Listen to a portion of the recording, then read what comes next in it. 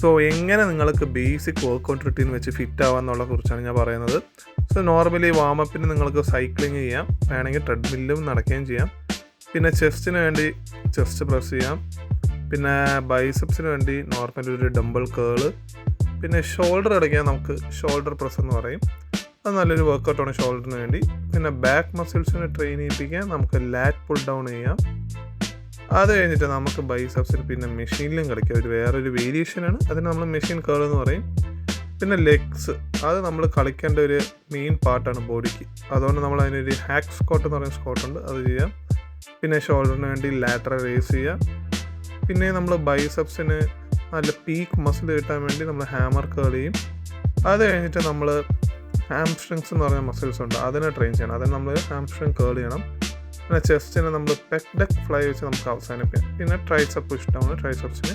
So ഇനി ബാക്കി വീഡിയോസിന് follow for more.